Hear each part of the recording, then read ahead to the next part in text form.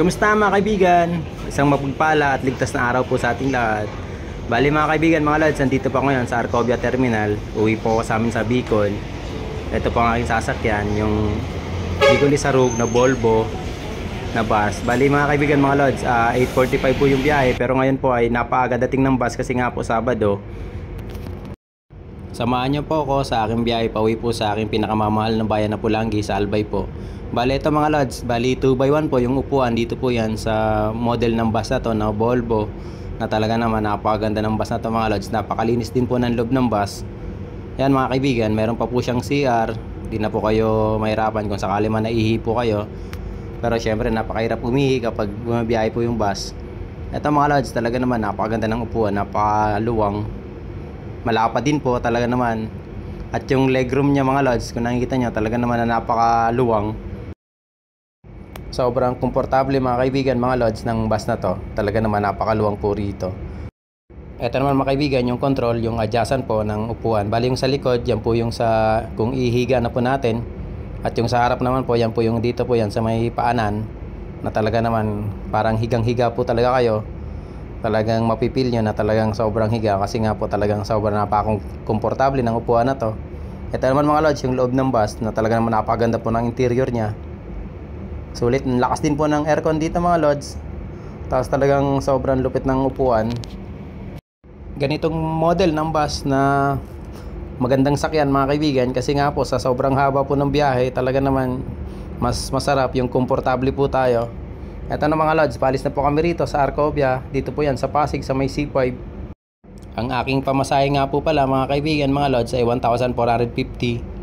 Pero sa presyo na yon, talaga namang sinasabi ko na talaga pong napakasulit, napaka-komportable. Kasi nga po talagang bukod po dun sa malapad at malambot yung upuan, napakaganda po ng bus. Talaga naman hindi po kayo mapapagod masyado sa biyahe. Tapos eto mga lods, nandito na kami sa may expressway sa may South Luzon. Eto mga kaibigan, nandito na po kami sa may Turbina. Bali may pick up po yata rito kaya huminto po dito.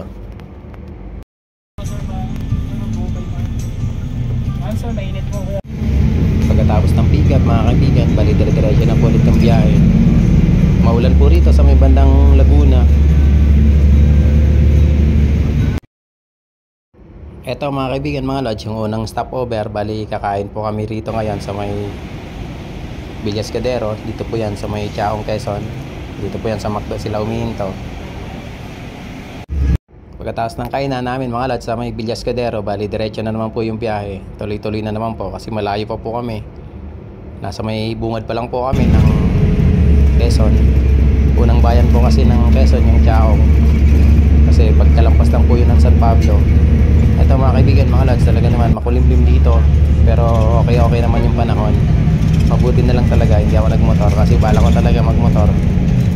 Sa medyo tagal na ng biyahe, pero talaga napaka-komportable ako dito mga lods. Naka D4 pa ako rito kasi nga po maluwag po yung legroom dito. Talaga naman sobrang ayos na ayos to mga lods mga kaibigan. Napaka-komportable. Eto mga kaibigan, mga lods, kung nakikita nyo, talaga napakaganda ng view dito sa may bandang Candelaria ng Puyan. Napakaganda na pagmasdan ng view ng tanawin dito po sa probinsya. Eto mga lods, bumuhos na naman yung napakalakas na ulan. Dito na po yan sa may bandang Sariaya, Quezon. Talaga naman napakalaking biyaya ng ganitong ulan para sa mga magsasaka na matagal inaasam sa panahon na ngayon na tag-init. Talaga napakalaking bagay na umulan para sa mga pananim. Hindi lang din naman po din sa mga magsasaka, kundi sa ating lahat, para matagdagan din po yung tubig sa ating mga dam. Kasi bumababa nga po yung mga level ng ating mga dam sa sobrang tag-init ngayon. Kaya kung umulan man, talaga napakaganda, napaka-malaking biyaya para sa ating lahat ang pagkakaroon ng ulan sa ganitong panahon ng tag-init.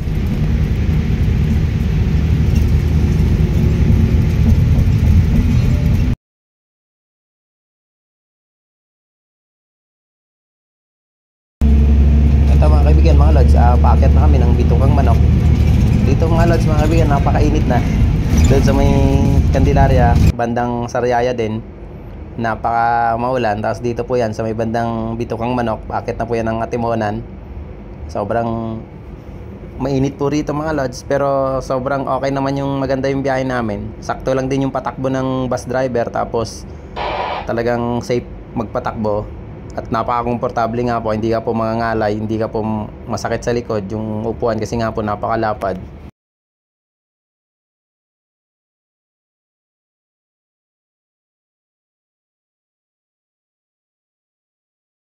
Sobrang napaka-komportable talaga mga lods, mga kaibigan, ng bus na to sa malayong biyahe. Kaya kumbaga, isa ito sa talagang mai-recommend ako sa inyo na ganitong klase ng bus, yung 2x1 na talaga naman napakaluwag ng mga upuan at napaka-komportable. Nandito na kami mga kaibigan sa coastal area po ng Atimonan. Bali diretso po ito ng Plaridel tapos Gumaca, Quezon, na talaga man kapag nandito na kayo matatanaw nyo na po itong kagandahan po ng dagat po rito sa may coastal area. Isa ito sa napakagandang view kapag pauwi po kayo ng Bicol, Visayas at Mindanao, na talaga naman itong lugar na to, lalo ngayon pong day trip, talaga naman napakaganda pagmasdan. Sobra akong natutuwa na makakita ng ganitong klaseng dagat na parang tahimik. Pero pag masama po yung panahon mga lods, talagang yung alon po dyan, umaampas po yan hanggang dito po yan sa may kalsada. Nandito na po kami mga lods, mga kaibigan, sa pangalawang stopover. Dito na po yan sa may bandang Calauag, Quezon. Bali ang oras po ngayon, mahigit na po mag-aalas 3 na po ng hapon. Bali ito na po yung pangalawang stopover. Dito po yan sa may Senis Eatery.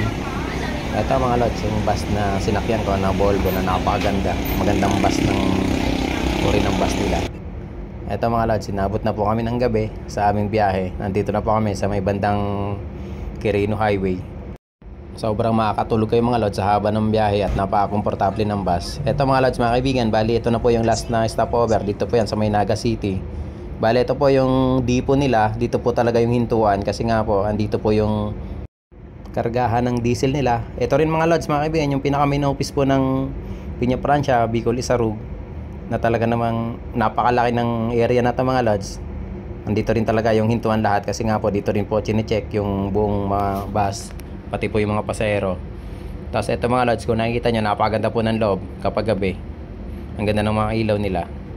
Ito mga lods, parating na yung mga iba-ibang klase ng bus na galing po sa Bicol, na babiyahe po yan ng Maynila. Pagkatapos magkarga ng diesel, tapos kumain yung mga pasahero at driver, paalis na rin ulit kami mga lods. Babiyahe na po kami, papunta na po sa amin sa Albay. Bali sa buong biyahe po namin mga lods, sobra akong komportable. Okay na okay sa akin yung bus na to mga lods. Sa sobrang haba ng biyahe, hindi ka po mangangalay, hindi po sasakit yung likod nyo, yung katawan nyo. Kasi nga po, napakaganda po ng patakbo din ng driver kasi may speed limit po sila na 80 km/h lang po. Tapos okay na okay yung upuan, maluwag po yung legroom, may CR, kaya talagang komportable po tayo sa lapad ng at lambot ng upuan.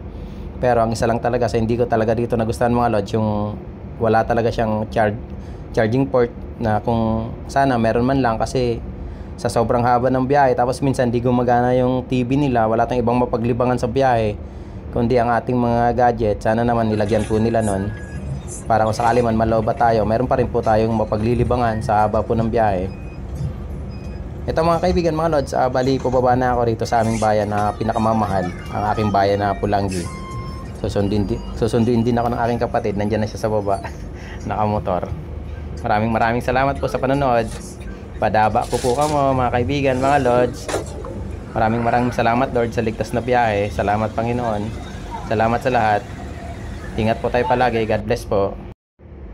8:45 kami umalis mga kaibigan, mga lods, sa Manila, at ngayon po 8:30 na, halos 12 hours din po yung biyahe hanggang dito po sa amin.